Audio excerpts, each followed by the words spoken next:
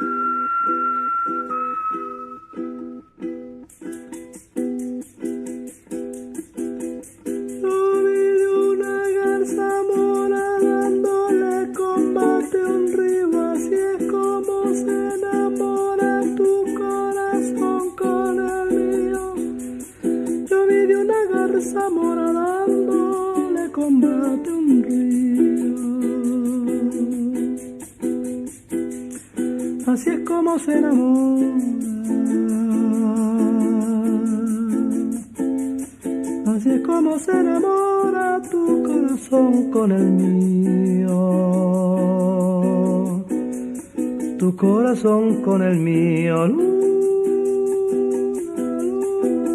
llena menguante,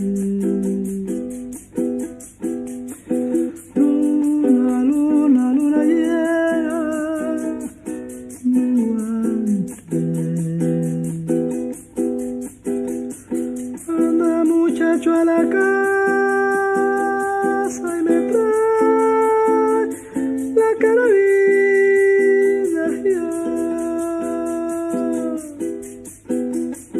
para matarte, gavilán, que no me deja gallina,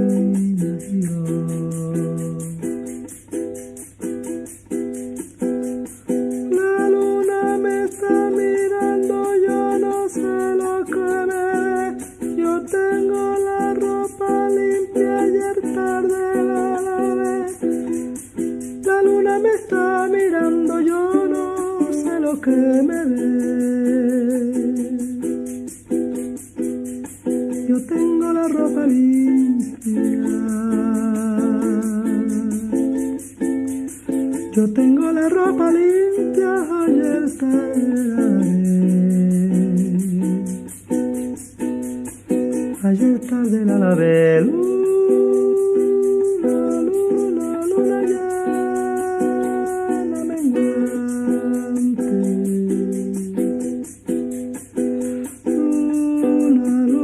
Luna llena menguante.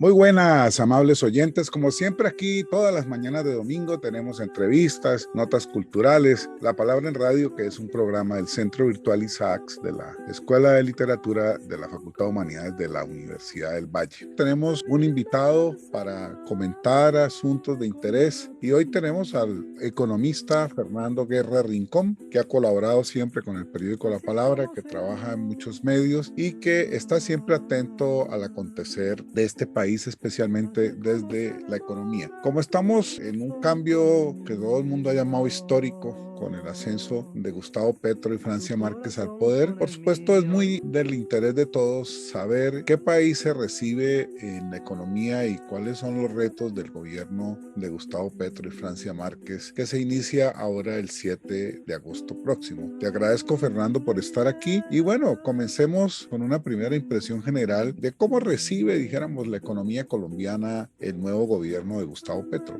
Darío, gracias por invitarme.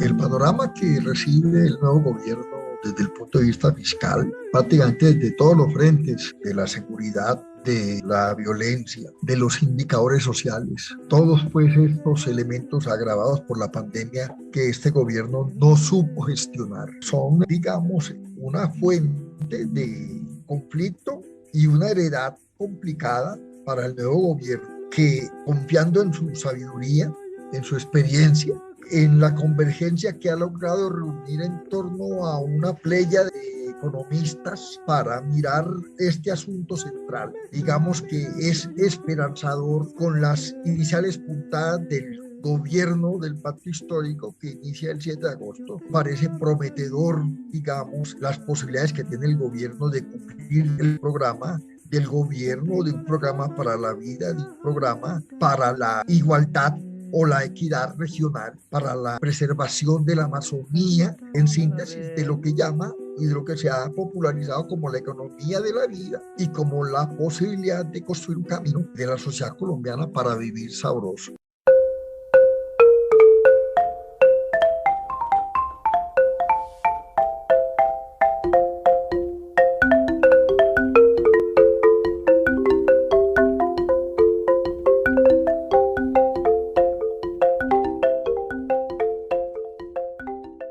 Bueno, hay muchos temas que leyendo pues en la prensa de estos días y comentaristas especializados, entre los que le cuentas tú y varios amigos tuyos, hay un asunto que parece dejó para este gobierno, el gobierno saliente, y es el tema del déficit en el Fondo de Estabilización de Precios de los Combustibles. Quiero que le expliquemos a nuestros oyentes cuál es el papel de ese fondo y qué consecuencias traería ese déficit, un tema tan sensible como el precio de la gasolina. Ese es un tema muy sensible. En un país que destruyó los ferrocarriles y que moviliza el 90% de la carga nacional de exportación y de importación, subir los combustibles tal como lo promete o lo promueve o lo obliga un documento que emite el gobierno saliente que se llama Marco Fiscal de Mediano Plazo, en donde traza una ruta para igualar el precio interno de los combustibles con el precio internacional, independientemente de la capacidad adquisitiva de las economías o de los países. Tú no puedes equiparar los ingresos de las personas de los Estados Unidos con los ingresos de la población colombiana. Por tanto, digamos que esa ecuación de igualar el precio interno al precio internacional de los combustibles es de no gestionarse con la agenda del gobierno en el Ecuador, un levantamiento social cuya principal bandera es el precio de los combustibles. Ahora, el cronograma que según el gobierno saliente de ajustar ese precio hasta que ese diferencial de precios se iguale, inicia en julio y empieza en agosto y tiene una ruta de 14 meses donde hay aumentos mensuales que van desde 200 pesos por galón a 400 pesos por galón. Eso en un país como Colombia sin ferrocarriles, como dije, digamos, en un contexto inflacionario mundial, eso puede incentivar una explosión de los precios hacia arriba, y si eso no se gestiona de acuerdo a las prioridades del gobierno del pacto histórico, puede generar muchos inconvenientes de gobernabilidad para el nuevo gobierno.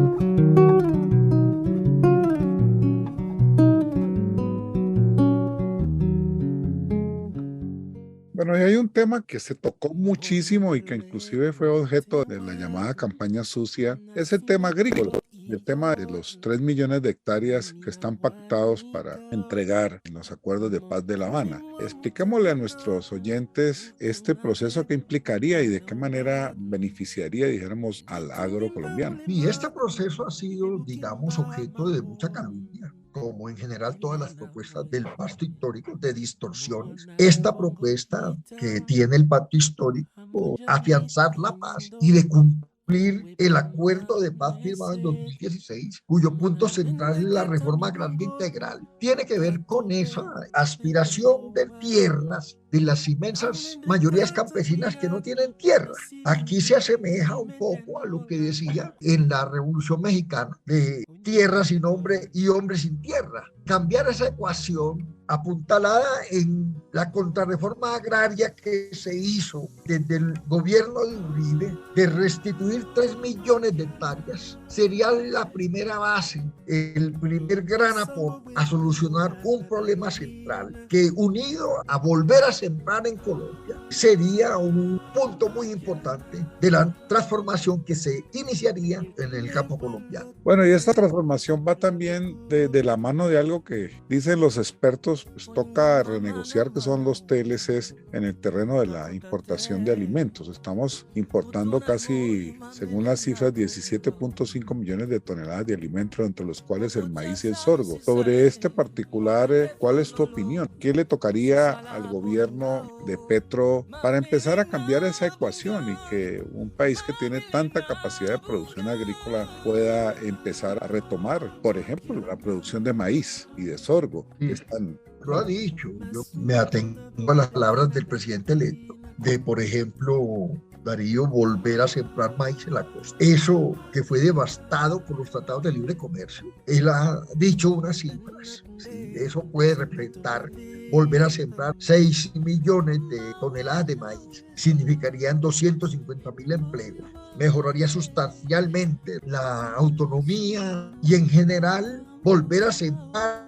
De las variables que hoy se ven es que esa falta de tener autonomía agrícola, seguridad alimentaria, la feriamos en la libertad de comercio. Hoy, con 5 décadas, el sancocho nacional no se produce en Colombia. Todo hay que hacerlo en un contexto de dólar a 4.000 pesos. Eso es uno de los efectos inflacionarios que hoy sufre la economía y que sufren los más pobres. Entonces, volver a sembrar es extraordinario en el contexto de una economía para la vida, en el contexto de hacer distritos de riegos, de crédito barato. La te quitaría en el contexto del narcotráfico. Entonces, volver a negociar los tratados de libre comercio es una importante, pero tiene alguna dificultad. Como esos son tratados bilaterales, ¿sí? Entonces no es la disposición del gobierno nacional. De una forma indicada recientemente, eso tendría que negociarse con el gobierno de Estados Unidos, pero está en la agenda del nuevo gobierno revisar esos tratados para darle aire a una economía productiva, a una economía agrícola en favor del desarrollo nacional contra la pobreza. Eso es, digamos, parte de la agenda prioritaria del nuevo gobierno. Fernando, y de la mano de esto va el tema del fracking. Y tanto insistió Petro en ir haciendo una transición para que Colombia no fuera un país dependiente ni del carbón ni del petróleo. Y el tema del fracking, ¿esto cómo lo ves? ¿Cómo tendría que empezar a implementarse este proceso, que de todas maneras es algo que va a tono con lo que está pasando hoy en México si queremos conservar el medio ambiente? Y claro, como todas en esta campaña que acaba de pasar, esta es una propuesta en línea con lo que está pensando el mundo, pero distorsionada en el medio colombiano. Es indudable que estos países tienen que pasar y sobrepasar una economía basada en los combustibles fósiles. Eso ya no es sostenible en el mundo de la carrera. Gustavo Petro lo ha dicho, ¿sí? Es que no soy yo, es el mundo el que está en ese viaje. Por lo tanto, pasar de una economía extractivista a una economía productiva es un asunto central del nuevo gobierno.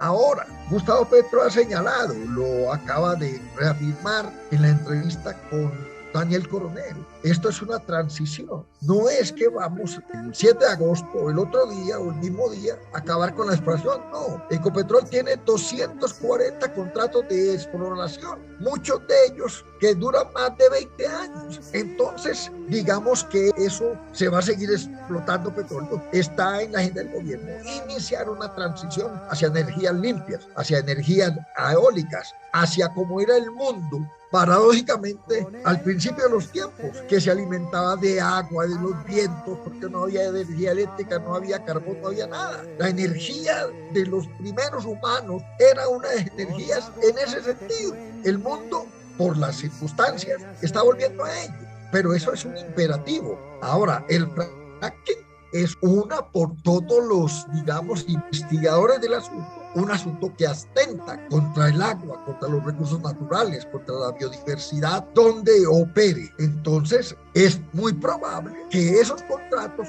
que están en ejecución de hacer experimentos de fracking, pilotos de fracking, en Puerto Wilches, por ejemplo, hay 2, se suspendan. Entonces, digamos, es pertinente esa visión estratégica de Gustavo Petro de darle aire a las energías alternativas. Yo me imagino, por ejemplo, Darío, Venezuela. Yo no sé, porque esto es un horizonte de 30, 40, 50 años. Yo no sé qué va a hacer Venezuela con el depósito de petróleo, el mayor del mundo. Se le va a quedar enterrado si Venezuela no busca una alternativa a las economías de la inteligencia.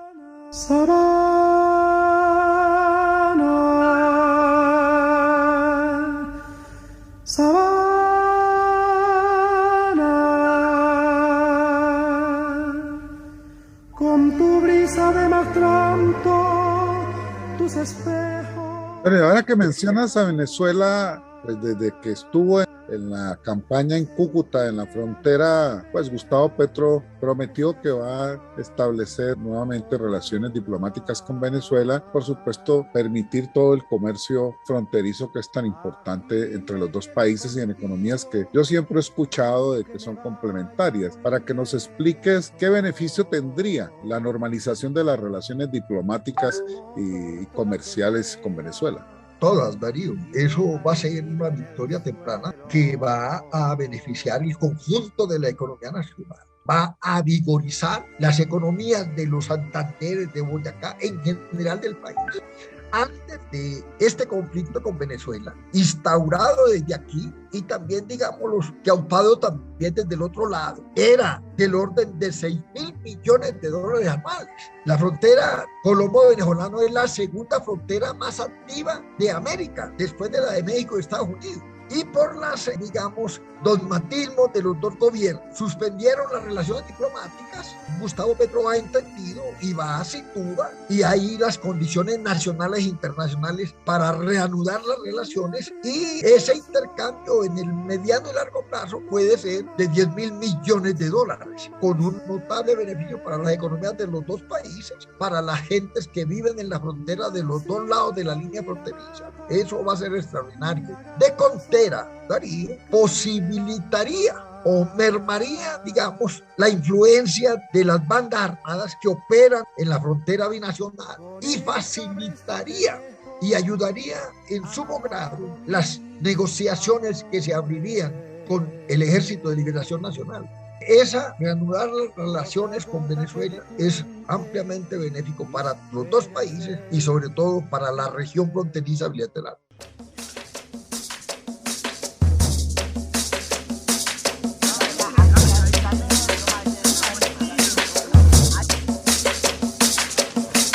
Andilo yo, por arriba puse colé, pásalo yo, nunca tama para lo que atenta tu desarrollo, abastecimiento pa' Palenque un gran apoyo, senda malo yo.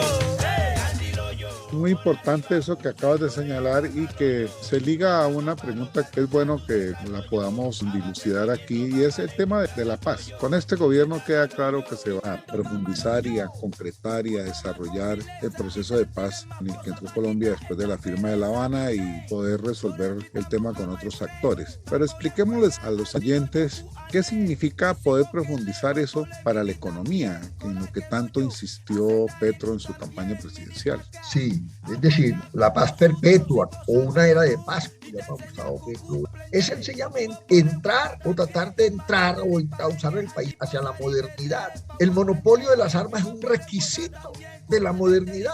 Un país que tenga como Colombia ejércitos privados regados por toda la geografía nacional no es moderno. Entonces, propiciar el desarrollo del acuerdo de paz, hacer la paz con el ELN, que hay condiciones por la propia filosofía del gobierno de Petro, y de encauzar negociaciones con estas bandas armadas dedicadas a lo que llama Petro el multicrimen, en donde sobresale el narcotráfico. y más por su ilegalidad traía, digamos, enormes réditos para la paz en Colombia, que se ha visto paradójicamente en un crecimiento de la violencia en las regiones.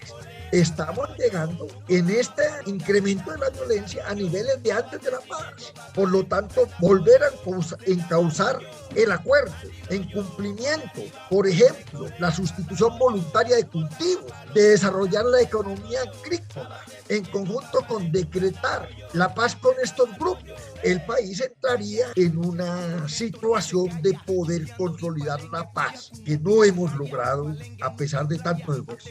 Bueno, eso es muy claro, Fernando. Otra pregunta sería con el tema del servicio de la deuda. Este gobierno lo recibió con el 41%, está casi en el 61%. Es muy alto, ha subido el dólar y desde el punto de vista, dijéramos, técnico, como economista, ¿cuál sería pues lo más aconsejable en el manejo de este tema que es un servicio de deuda tan alta? Esto quiere decir para un ciudadano común, pues si se endeuda con el 20% o 30% de su salario, pues lo maneja, pero si está debiendo el 60%, pues ya no le queda sino el 40% para poder asumir todos sus gastos, comer, pagar arriendo y todas estas cosas. Hago pues esta comparación para que nuestros oyentes entiendan por qué es tan crítica esta situación de la deuda externa colombiana, para que expliquemos un poco sobre el manejo y lo que se vendrá en este tema. Este es un asunto central, controversial. El presente gobierno, dada la guerra de Ucrania, que disparó los precios del petróleo, ha podido reducir un tanto el déficit fiscal y ha podido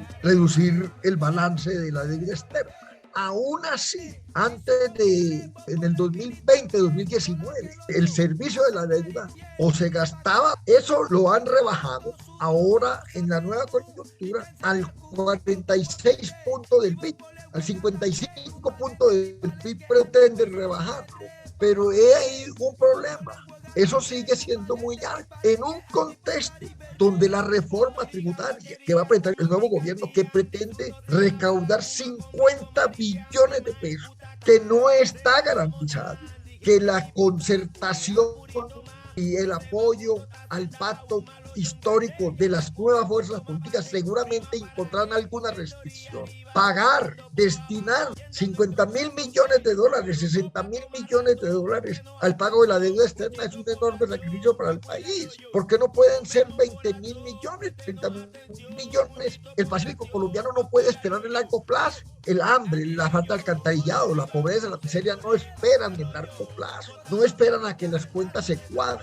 Entonces, en ese sentido, es la discusión pública y de los académicos. Comparativamente, el déficit fiscal, la deuda externa, con las economías más poderosas del mundo, es infinitamente superior. Esos índices en los países desarrollados, pero en Colombia, los exégetas de la economía, los economistas ortodoxos, pretenden que eso lo tengamos que pagar en 1 o 2 años para cuadrar la regla fiscal y la sostenibilidad financiera, como llaman. Entonces, digamos, eso es parte del debate. Eso es parte de lo que tiene que gestionar el pacto histórico. Eso es parte de los ingresos del país. Hay un asunto que se tocó en la campaña y es que el país puede emitir, por ejemplo, para solucionar el déficit del Fondo Nacional de los Combustibles, que son 14 billones. ¿Por qué no se puede emitir 14 billones y le quitas ese peso de encima a la economía nacional? Y con eso la gente tiene ingresos disponibles con qué comprar, con qué gestionar su vida, tener más capacidad y, bueno, ayudarle a la economía nacional con alguna posibilidad de consumo. Todo eso está en la discusión pública. Depende de las opiniones del gobierno, depende de lo que piense el gobierno. Yo creo que Gustavo Petro no le pasa eso por alto. Él lo planteó en la campaña electoral, en plena pandemia. Que me toquen, que me toquen, que me toquen, bullerengue, hombre.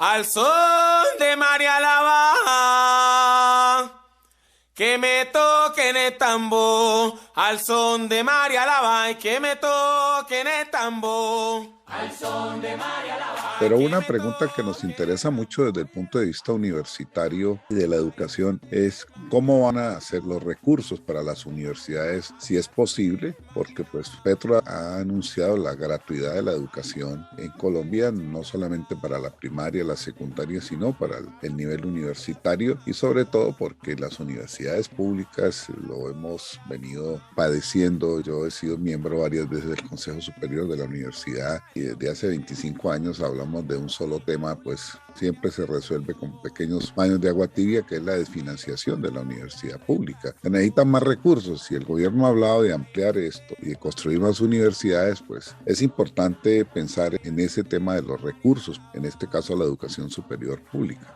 Darío, eso, se acaban de reunir los rectores y acaban de echarle sal a la herida del desfinanciamiento de la educación pública. Yo creo que el gobierno tiene que, para eso es la reforma tributaria, resolver. Ese es un problema central de la vida universitaria colombiana. Si tú quieres entrar en una era de la sociedad del conocimiento, tienes que fortalecer la educación pública universitaria gratuita y de calidad, ¿sí? Y para eso se necesitan recursos. No hay otra manera sino obtener recursos de la sociedad. Ese es un primer asunto que tendría que resolver el gobierno nacional. Creo entender las buenas intenciones del gobierno en cuanto a darle, sería un oxímoron si no se hiciera, los recursos necesarios que necesitan las universidades colombianas y las que no existen para fortalecer un instrumento de equidad y de igualdad como es la educación superior y la educación en general en un país. Y hay una cifra, Fernando, que es preocupante y creo que hace parte de eso que está señalando, y es que Colombia es uno de los países que tiene el más bajo porcentaje en América Latina de inversión en la IA y en investigación. Y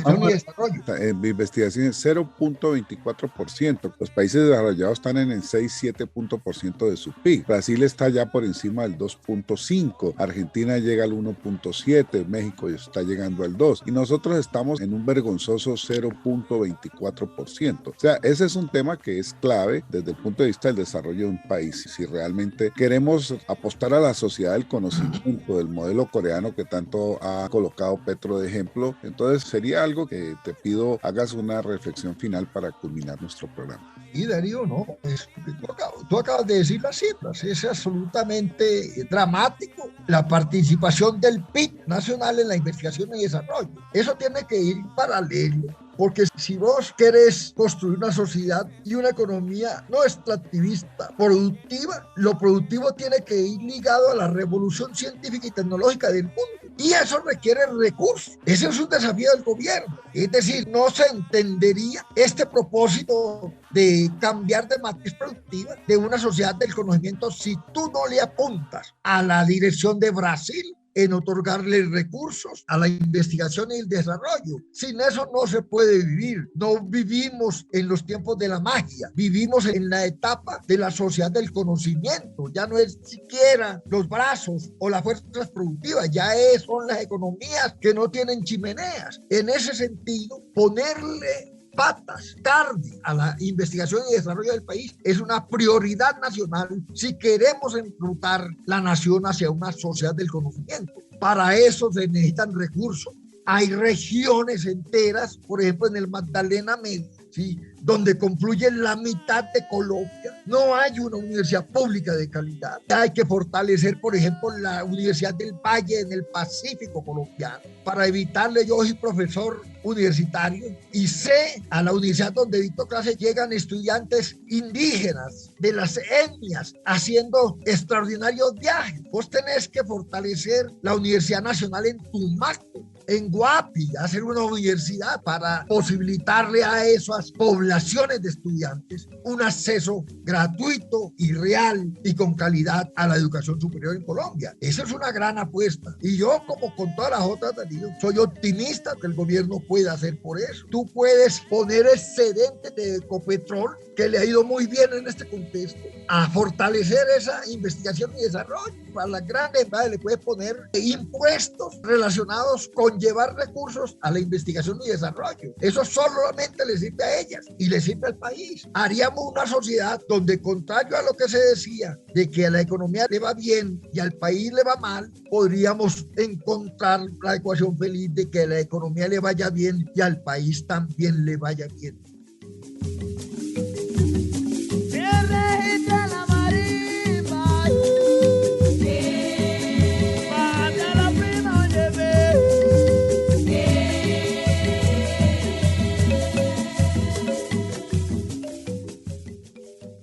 Bueno, hemos conversado aquí sobre la economía del próximo gobierno, sus retos, con el economista Fernando Guerra Rincón. Te agradezco, Fernando, tu participación en nuestro programa, y a nuestros oyentes les anuncio que tendremos una segunda parte la próxima semana.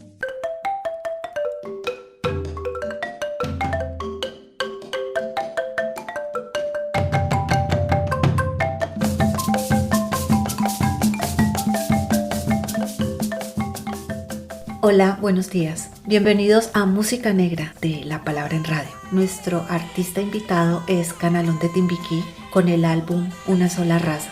La fecha de lanzamiento es en el 2011, bajo la dirección de Nidia Sofía Góngora Bonilla, la voz líder. Canalón de Timbiquí representa la riqueza musical proveniente de la mezcla de las tradiciones africanas y latinoamericanas. Es único en el Pacífico colombiano. El grupo fue fundado en 1974 en Timbiquí, Cauca. Fue en principio una agrupación coral que se transformó y dio un salto en la última década que le permitió ganar premios importantes y participar en festivales nacionales e internacionales. Tiene el blanco, tiene el indio, tiene el negro su cultura, todos en distintas formas veneran al mismo Dios.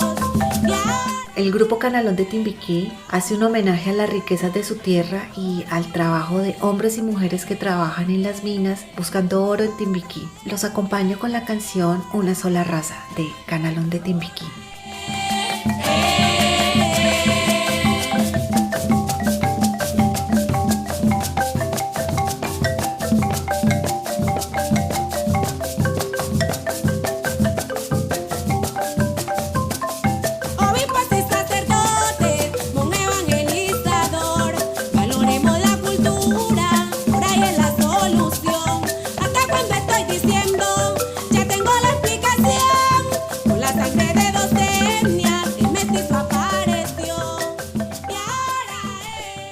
A mi productora general Shirley Sáenz Mosquera y a nuestro productor de sonido Julián Fernando Marín. Los espero aquí entonces en La Palabra, en radio, en la 105.3 de la FM Univalle Estéreo.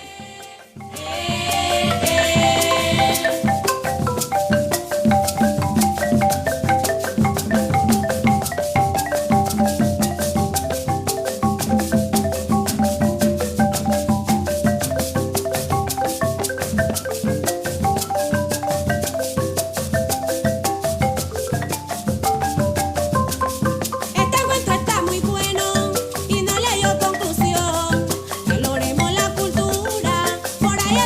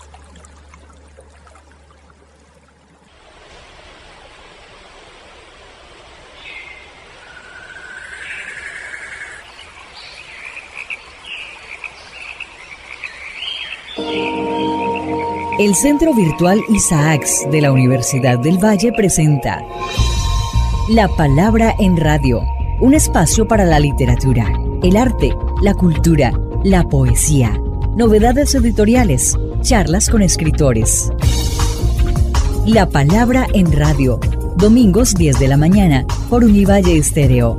Dirige y presenta Darío Henao Restrepo. La Palabra en Radio.